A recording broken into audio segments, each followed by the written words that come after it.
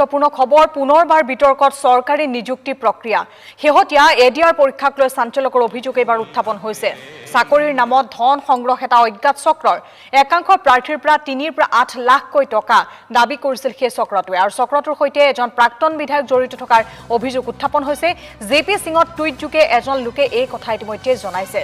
এটা গুৰুত্বপূৰ্ণ খবৰ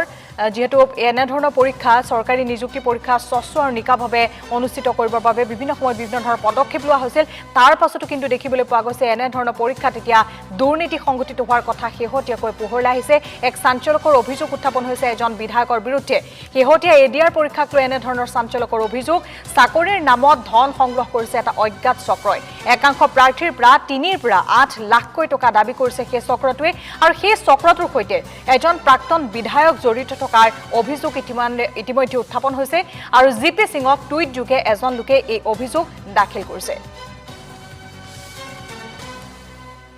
আমি ফোনলাইনত এই সন্দৰ্ভত সবিশেষ কথাখিনি জানিবলৈ সংযুক্ত হৈছো চিফ ৰিপৰ্টাৰ গালিবুৰ ৰহমানৰ সৈতে গালিবুৰ ৰহমান আপোনাৰ কাষলৈ গৈছো আমি যেহেতু যিমানে নিকা স্বচ্ছভাৱে এই পৰীক্ষা অনুষ্ঠিত কৰিবলৈ চেষ্টা কৰিছিল কিন্তু তাৰ মাজতো এতিয়া দেখিবলৈ পোৱা গৈছে যে দুৰ্নীতি সংঘটিত হৈছে এটা চাঞ্চল্যকৰ অভিযোগ এজন বিধায়কৰ বিৰুদ্ধে উত্থাপন হৈছে জিপি সিঙক অভিযোগ দাখিল কৰিছে গতিকে কোন সেইজন বিধায়ক কি তথ্য এই সন্দৰ্ভত আপোনাৰ হাতত আহি পৰিছে জানিব বিচাৰিম চকমুখী যেতিয়াই চৰকাৰী নিযুক্তিৰ প্ৰসংগ আহে তেতিয়াই কিন্তু বিতৰ্কৰ কথা আহে কেলেংকাৰীৰ কথা আহে দুৰ্নীতিৰ কথা আহে আৰু এইবাৰো ব্যতিক্ৰম নহল পূৰ্বৰ যিসমূহ নিযুক্তি আছিল তাত ভয়ংকৰ কেলেংকাৰী অনিয়ম আৰু দুৰ্নীতিৰ অভিযোগ উত্থাপিত হৈছিল আপোনালোকে জানে যে সৰ্বানন্দ সোণোৱালৰ যেতিয়া মুখ্যমন্ত্ৰী হৈ আছিল তেতিয়াই অসম আৰক্ষীৰ যি নিযুক্তি প্ৰক্ৰিয়া হৈছিল আৰু তাত প্ৰশ্নকাকত ফাদিলৰ দৰে চাঞ্চল্যকৰ ঘটনা সংঘটিত হৈছিল যিটো ঘটনাত পিছত এজন অৱসৰপ্ৰাপ্ত ডিআইজি এজন আৰক্ষী অধীক্ষক গ্ৰেপ্তাৰ হ'বলগীয়া পৰিস্থিতিৰ সৃষ্টি হৈছিল তেওঁলোক লগত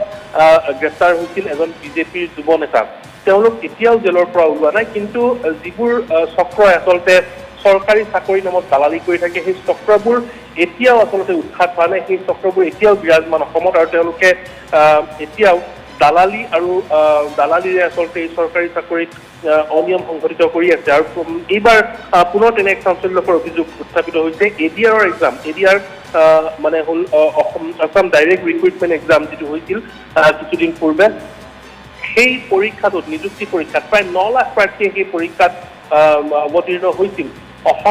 অসম চৰকাৰৰ বিভিন্ন বিভাগৰ তৃতীয় আৰু চতুৰ্থ বৰ্গৰ পৰীক্ষাৰ বাবে এই পৰীক্ষাসমূহ অনুষ্ঠিত হৈছিল আৰু এই পৰীক্ষাটোক লৈ আচলতে এই মুহূৰ্তত চাঞ্চল্যকৰ অভিযোগ উত্থাপন হৈছে ভিক্টৰ দাস নামৰ এজন লোক তেওঁ টুইটত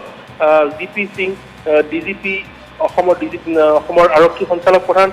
মুখ্যমন্ত্ৰী হিমন্ত বিশ্ব শৰ্মা আৰু মুখ্যমন্ত্ৰীৰ কাৰ্যালয়ক টেগ কৰি তেওঁ এটা টুইট কৰিছে respected sir huge lobby is running for the backdoor appointment of the recently held ADRE exams where people are demanding money from 3 lakhs to 8 lakhs depending on